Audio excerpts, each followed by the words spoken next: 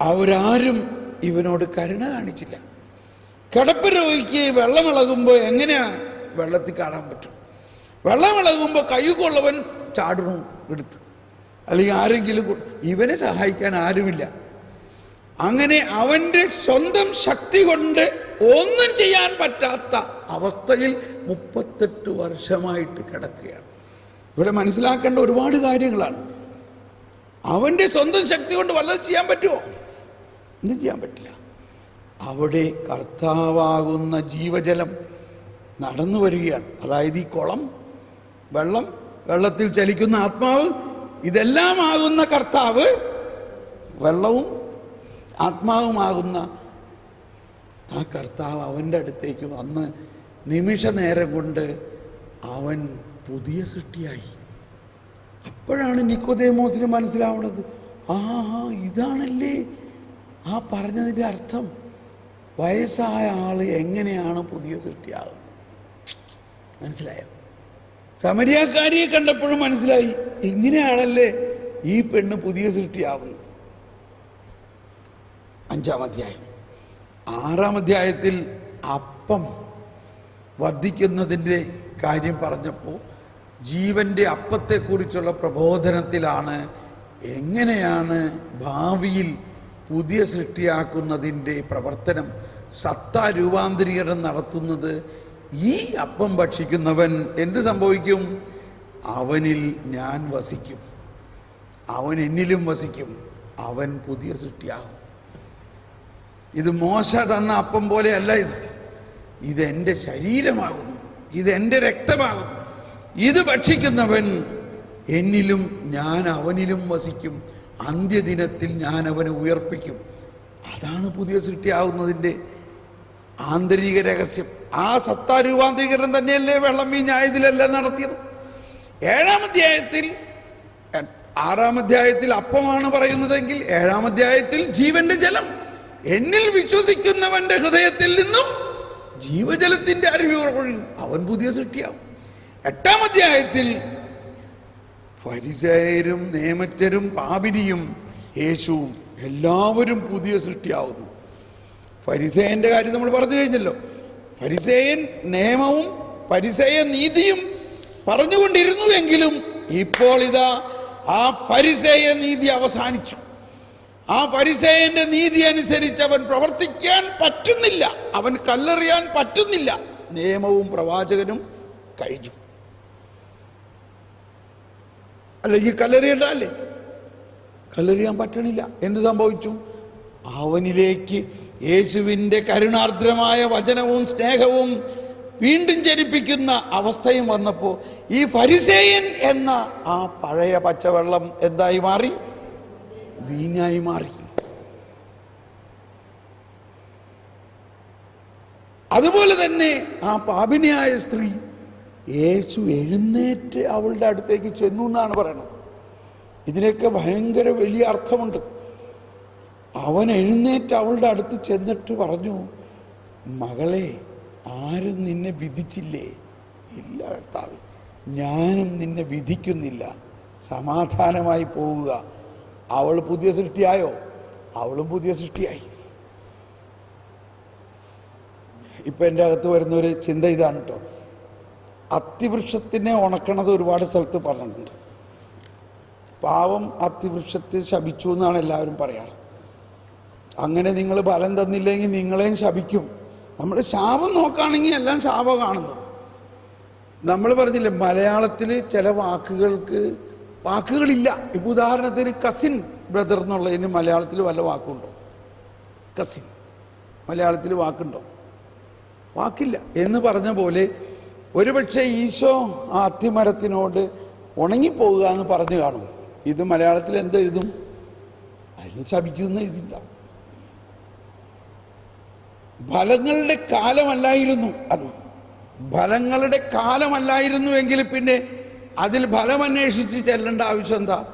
അപ്പം അതിൻ്റെ എല്ലാം അർത്ഥം വേറെയാണ്. ഈ അത്തിമരം, ഞാൻ പറയാൻ പോണ അത്തിമരം വേറെ അത്തിമരമാണ്. ഇത് അതിൻ്റെ സൈഡിൽ വന്നേ ഉള്ളൂ, എങ്കിലും ഇതും പറയണം. ഒരുവൻ മുന്തിരിത്തോട്ടത്തിൽ ഒരു അത്തിവൃക്ഷം വെച്ചു. 3 വർഷമായിട്ട് നോക്കിയിരുന്നിട്ട് ഒരു ഫലവും കണ്ടില്ല. വെട്ടി തീയിലിടാമെന്ന് പറഞ്ഞപ്പോൾ കൃഷിക്കാരൻ പറഞ്ഞു, വേണ്ട, ഇപ്പം വെട്ടണ്ട, 1 വർഷം കൂടി കടകളച്ച് നോക്കാം, ഫലം തരുമെന്ന്. ഒന്ന് കൈവീശി കാണിച്ച എല്ലാവരും. വളരെ രസകരമായൊരു കാര്യമാണത് കേട്ടോ. ഈ 3 വർഷ മുന്തിരിത്തോട്ടത്തിൽ, നമ്മൾ മുന്തിരിത്തോട്ടത്തിൽ വാസ്തവത്തിൽ ആരും അത്തിവൃക്ഷം നടാറില്ല. ഏത് നമ്മളുടെ നെല്ലും നടണ പാടത്ത് കൊണ്ടുപോയിട്ട് അതിൻ്റെ നടുക്കാരെങ്കിലും തെങ്ങ് നടാറുണ്ടോ? അപ്പോൾ മുന്തിരിത്തോട്ടത്തിൽ നല്ല നടുക്കുള്ള അത്തിവൃക്ഷം എന്ന് പറയുന്നത് ഒരു സിംബോളിസമാണ്. മുന്തിരിത്തോട്ടം എന്ന് പറയുന്നത് ഈ യേശു ക്രിസ്തുവിലൂടെ വന്നിരിക്കുന്ന ദൈവരാജ്യത്തിൻ്റെ പ്രബോധനമാണ്. ആ ദൈവരാജ്യത്തിൻ്റെ പ്രബോധനത്തിൻ്റെ മധ്യത്തിൽ ഒരു ഫരിസേയൻ 3 വർഷമായിട്ട് ഇതെല്ലാം കേട്ടിട്ട് യാതൊരു വ്യത്യാസം ഇയാൾക്ക് ഇല്ല. പക്ഷേ എപ്പോൾ വ്യത്യാസം ഉണ്ടാവും? 1 വർഷം കൂടി കഴിയുമ്പോൾ വ്യത്യാസം ഉണ്ടാവും. എങ്ങനെ വ്യത്യാസമുണ്ടാവും? യേശു ക്രിസ്തു ഈ പരസ്യ ജീവിതത്തിലൂടെ അല്ല പ്രധാനമായിട്ട് വ്യത്യാസം ഉണ്ടാകേണ്ടത്. യേശു ക്രിസ്തു ഈ ഫരിസേയന്റെയും പാപം, എല്ലാവരുടെയും പാപം ഏറ്റെടുത്ത് പീഡ സഹിച്ച് കുരിശിൽ മരിച്ച് ഉയർത്ത് പന്തക്കുസ്ത കഴിയുമ്പോൾ ഈ പൗലോസ് എന്ന അത്തിവൃക്ഷം മാറിയ പോലെ, പൗലോസ് സാവൂൾ എന്ന ഫരിസേയൻ മാറി പൗലോസായ പോലെ, ഈ പുതിയ നിയമം കേട്ടത് കൊണ്ട് മാത്രമാവില്ല. ആ പുതിയ നിയമത്തിൻ്റെ നടപ്പാക്കൽ വരുന്നത് യേശുക്രിസ്തു പീഡ സഹിച്ച് മരിച്ച് ഉയർത്ത് കഴിയുമ്പോഴാണ് അത്തിവൃക്ഷം പൂക്കുന്നത്. Praise the lord. അതാണ് 4-ാം വർഷം. ഇനി മറ്റേ അത്തിവൃക്ഷത്തെ വെട്ടാൻ പറഞ്ഞതിൻ്റെ അർത്ഥം, ഫരിസേയരും നിയമജ്ഞരും തോറ പ്രമാണങ്ങൾ പഠിച്ചിരുന്നത് അത്തിവൃക്ഷത്തിൻ്റെ ചുവട്ടിലിരുന്നിട്ടാണ്. അത് പഠിച്ചത് കൊണ്ട് ഒരു ഫലവുമില്ല. അത് പഠിച്ചത് കൊണ്ട് ഫലമില്ല. ഫലമുണ്ടാകുന്നത് ആരിലൂടെയാണ്? ദൈവനീതിയിലൂടെയാണ്. പ്രമാണങ്ങളുടെ പഠനത്തിലൂടെയല്ല, ദൈവത്തിൻ്റെ പ്രവർത്തനത്തിലൂടെയാണ്. ആ ഫലമാണ് ഇല്ലാത്തത്. ആ പ്രമാണങ്ങൾ ഇനി അതുപോലെ പഠിക്കേണ്ട ആവശ്യമില്ല. ഇനി ഞാൻ നൽകുന്ന പുതിയ പ്രമാണമാണ് പഠിക്കേണ്ടത്. അതുകൊണ്ടാണ് ആ അത്തിവൃക്ഷത്തെ, ആ തോറ പഠിപ്പിക്കുന്ന അത്തിവൃക്ഷത്തെ വേരോടെ ഉണക്കിക്കളഞ്ഞു. വേരോടെ. ഇനി അതല്ല വേണ്ടത്, ഇനി പുതിയ ഒരു പ്രമാണമാണ് വേണ്ടത്. ആ പുതിയ പ്രമാണം പഠിക്കേണ്ടത് അത്തിവൃക്ഷത്തിൻ്റെ ചുവട്ടിലല്ല, യേശുവിൻ്റെ ഹൃദയത്തിലാണ്. മറ്റൊരർത്ഥത്തിൽ വിശ്വാസത്തിലൂടെയാണ്. അത് ഉണക്കിക്കഴിഞ്ഞതിന് ശേഷം പിറ്റേ ദിവസം രാവിലെ അപ്പസ്തോലന്മാരടക്കം നടക്കുമ്പോൾ പത്രോസ് നോക്കിയപ്പോൾ, അയ്യോ കർത്താവേ, ആ അത്തിവൃക്ഷം പാടെ ഉണങ്ങിപ്പോയിരിക്കുന്നു. ഇനി ശാപമാണ് അവിടുത്തെ കോൺടെസ്റ്റ് എങ്കിൽ പറയായിരുന്നില്ലേ, നിങ്ങളെ ഇതുപോലെ ഞാൻ ശപിക്കുന്നു. മറിച്ച് എന്താ പറഞ്ഞത്? ഞാൻ ഈ ചെയ്തത് നിങ്ങളും ചെയ്യുന്ന പറഞ്ഞത്. എന്താ പറഞ്ഞേ? അപ്പോൾ എന്തിനാണ് അത്തിവൃക്ഷത്തെ ഉണക്കിയത്? ഒരു ഡെമോൺസ്ട്രേഷൻ കാണിച്ചു കൊടുക്കുകയാണ്. ഞാൻ ഈ ചെയ്ത പോലെ നിങ്ങളും ഒരു കടുകുമണിയോളം വിശ്വാസമുണ്ടെങ്കിൽ ഈ അത്തിമരത്തിനോട് ഉണങ്ങാൻ പറഞ്ഞാൽ അത് ഉണങ്ങും. മാത്രമല്ല അതിലും വലുത് നിങ്ങൾ ചെയ്യും. മലയോട് മാറാൻ പറഞ്ഞാൽ മാറും. ഞാൻ ഈ ചെയ്തതിലും വലുത് നിങ്ങൾ ചെയ്യും. ഇതാണ് അതിൻ്റെ തീം. ശാപമല്ല അവിടുത്തെ തീം, വിശ്വാസമാണ്, പുതിയ സൃഷ്ടിയാണ്, പുതിയ നിയമമാണ് അവിടുത്തെ തീം. അപ്പോൾ 8-ാം അധ്യായം നമ്മൾ കണ്ടു. 8-ാം അധ്യായത്തിലെ ആ ഫരിസേയരും അതുപോലെ പാപിനിയും പുതിയ സൃഷ്ടിയായി മാറി. 9-ാം അധ്യായത്തിൽ അന്ധൻ്റെ കണ്ണു തുറക്കുന്നത്. ഈ രഹസ്യമാണ് മനുഷ്യനാവശ്യമായ വെളിപാട്. അതാണ് ഈശോ അതിനകത്ത് പറയുന്നത്, ഞാൻ വന്നിരിക്കുന്നത് കണ്ണുള്ളവരുടെ കാഴ്ച നഷ്ടപ്പെടുത്താനും കാഴ്ചയില്ലാത്തവർക്ക് കാഴ്ച കൊടുക്കാനുമാണ്. എന്ന് പറഞ്ഞാൽ ഈ പഴയ നിയമത്തെ മാത്രം മുറുക്കെ പിടിച്ചുകൊണ്ട് നിയമത്തിലൂടെയാണ് നീതി എന്നുള്ള ആ കാഴ്ച മാറി. നിയമത്തിലൂടെ അല്ലാതെ ദൈവത്തിൻ്റെ കരുണയുടെയും കൃപയിലൂടെയുമുള്ള ഒരു പുതിയ കാഴ്ച.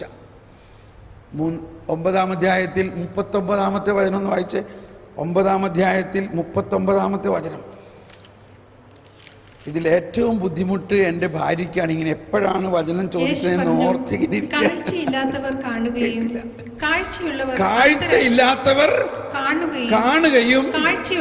കാഴ്ചയുള്ളവർ അന്ധരായി തീരുകയും ചെയ്യേണ്ടതിന് ന്യായവിധിക്കായിട്ടാണ് ഞാൻ ഈ ലോകത്തിലേക്ക് വന്നത്.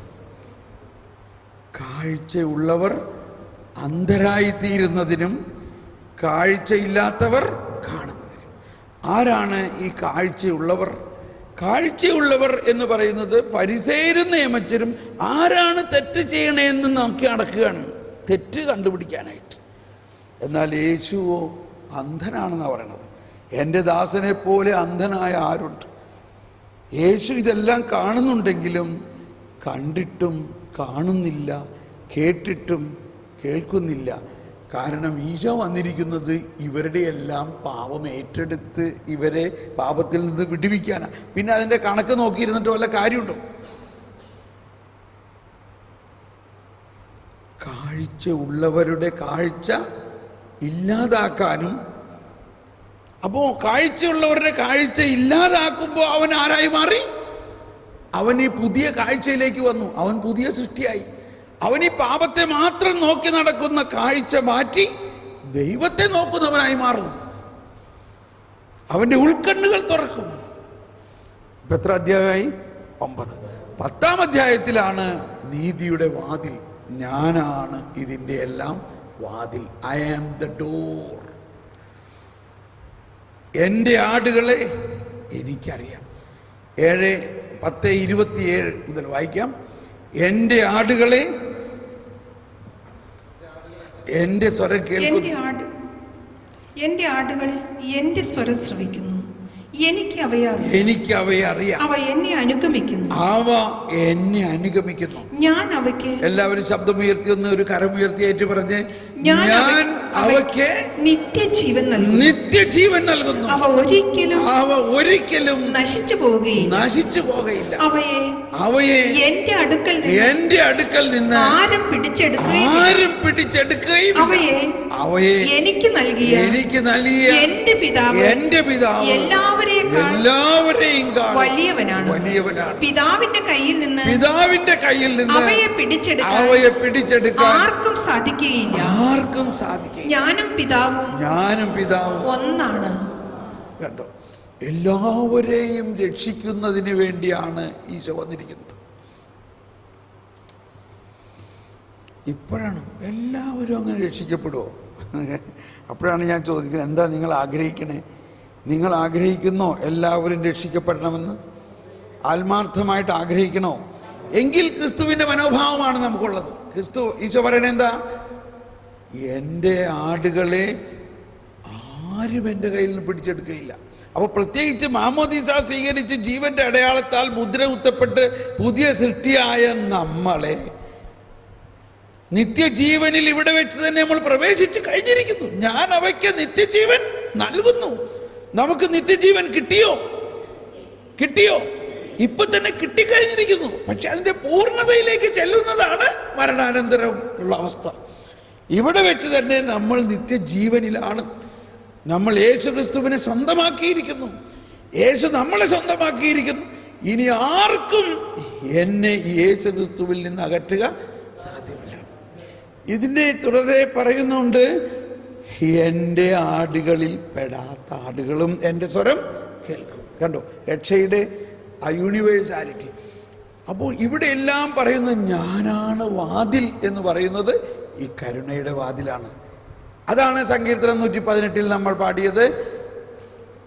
നീതിയുടെ കവാടങ്ങൾ എനിക്കായി തുറന്നു തരിക, ഞാൻ അവയിലൂടെ പ്രവേശിച്ച് കർത്താവിന്. നീതിയുടെ വാതിൽ, ആ അർത്ഥത്തിലാണ് വിശുദ്ധ കുർബാനയിൽ നീതിയുടെ വാതിൽ ഞങ്ങൾക്കായി തുറക്കണം. ഇതൊന്നും നമ്മൾ പാടാറില്ല, കാരണം സമയമില്ലാത്തതിൻ്റെ പേര്. അതുകൊണ്ടാണ് ഞാനിവിടെ അച്ഛന്മാരെ നേരിട്ട് കണ്ടിട്ട് സംസാരിക്കുകയാണ് ഇതൊക്കെ നമ്മൾ പാടുമെന്ന്. കാരണം അവരതിന് മുമ്പേ മറ്റേ പ്രാർത്ഥന എടുത്ത് ചൊല്ലിപ്പോയി. കാരണം അങ്ങനെയാണ് എല്ലാവരും, ആളുകളുടെ താല്പര്യം കൊണ്ടായിരിക്കുമേ. അപ്പം അച്ഛന് 15 മിനിറ്റ് കൂടി കുർബാന നീണ്ടു അയച്ചിട്ട് അച്ഛൻ്റെ ജീവിതം എന്ന് പറഞ്ഞാൽ കുർബാനയാണ്. പക്ഷെ നമ്മൾ ചെന്നിട്ട് പറയണം, അച്ഛോ ഇത്രയൊക്കെ നീട്ടി കുർബാന ചെല്ലുകയാണെങ്കിൽ ഞാൻ നാളെ മുതൽ വരാൻ പോണില്ല. എന്നാൽ ശരി, എങ്ങനെ കല്യാണം നീ പറയും, അങ്ങനെ ചെല്ലാം. മനസ്സിലാവുന്നുണ്ടോ? അങ്ങനെ നമ്മൾ സാവധാനം കുർബാനേനെ വെട്ടിക്കുറച്ച് ഇത് 3 പ്രാവശ്യം പ്രാർത്ഥിക്കും, ഇത് 3 പ്രാവശ്യം പാടണെന്തിനാ, ഈ പാട്ട് മാറ്റി ആ പാട്ട് എന്താ ചുമ്മാ സമയമായിരുന്നല്ലേ?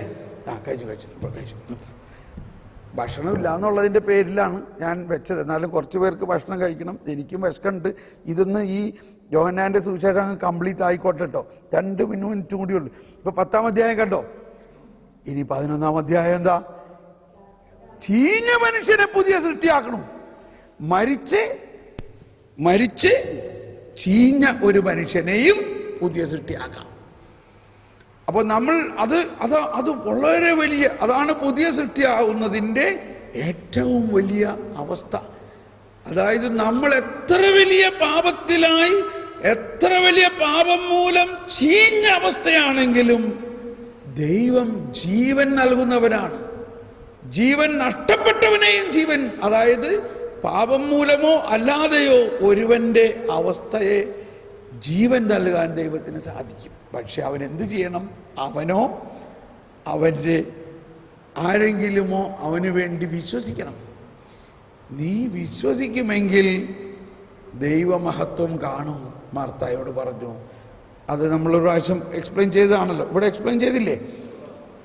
അങ്ങനെ യേശു ആകുന്ന ആ പുനരുത്ഥാനവും ജീവനുമാണ് ഈ പുതിയ വീഞ്ഞാക്കി മാറ്റുന്നത്. അപ്പോൾ പച്ചവെള്ളത്തെ ഇവിടെയും വീഞ്ഞാക്കി മാറ്റി. 10-ാം അധ്യായത്തിൽ വേറൊരു വചനം പറയാണ്, 10:10. എല്ലാവർക്കും അറിയാവുന്ന 10:10 എന്ന് പറഞ്ഞ്, യോഹന്നാൻ 10:10.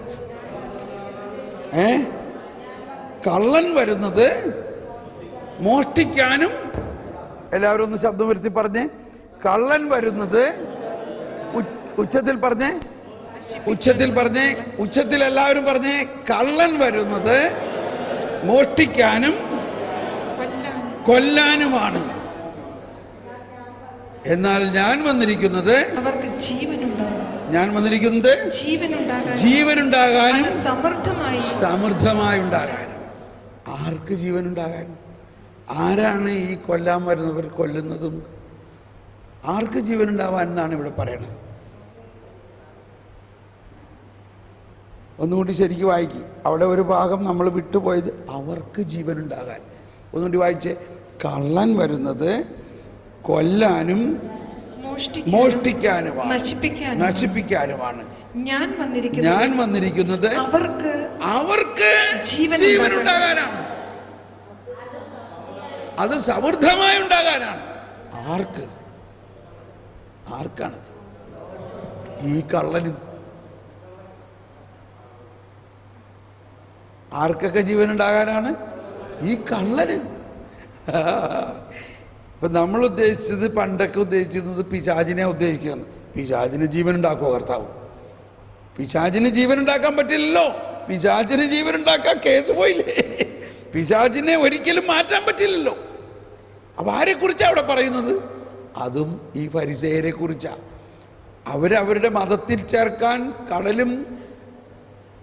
കരയും കടന്ന് പ്രവർത്തിക്കും. ചേർത്ത് കഴിയുമ്പോൾ അവരെങ്ങനെയെങ്കിലും നരകത്തിൽ കയറ്റാൻ എങ്ങനെയെന്നാ നോക്കണേന്ന് പറഞ്ഞു.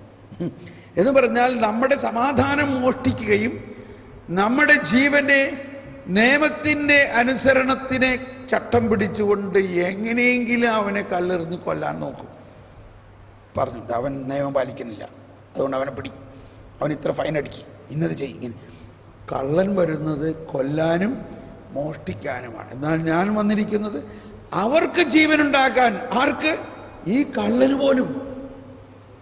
അതായത് ഫരിസേയരും നിയമജ്ഞർക്ക് പോലും ഞാൻ ജീവൻ കൊടുക്കും. ഇനി അവർ മൂലം ആരെല്ലാം ഈ അവസ്ഥയിൽ വരാനും പോകുന്നുവോ അവരെയും ഞാൻ നേടും. Price the Lord.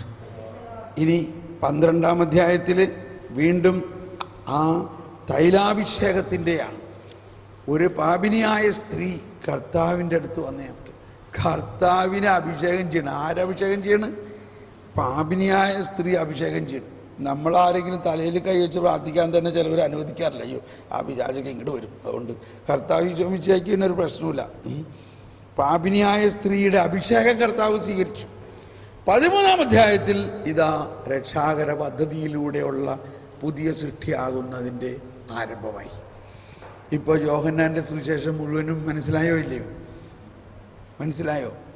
ഇത് മുഴുവനും പറയുന്നത് എന്താ?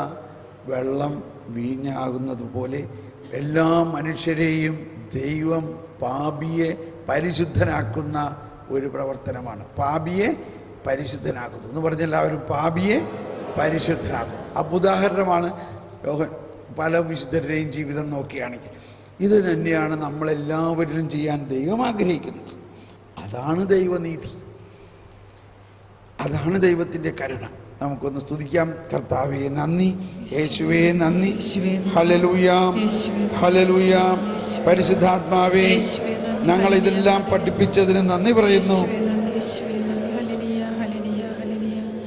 നമുക്ക് ഇവിടെ നിർത്താം. ഇപ്പോൾ ഭക്ഷണം ബുക്ക് ചെയ്തിട്ടുള്ളവർക്ക് വേഗം പോയി ഭക്ഷണം കഴിക്കാം, അല്ലാത്തവർ കുറച്ച് നേരം വിശ്രമിക്കാം, ചാപ്പലിൽ പോകാം, അങ്ങനെയൊക്കെ ചെയ്യാം. നമുക്കിപ്പോൾ 1:30 മണിയായി. എപ്പോൾ തുടങ്ങണം ഇനി ക്ലാസ്? 2 മണിക്ക് തന്നെ തുടങ്ങണോ അതോ ഇച്ചിരി വിശ്രമിക്കണോ?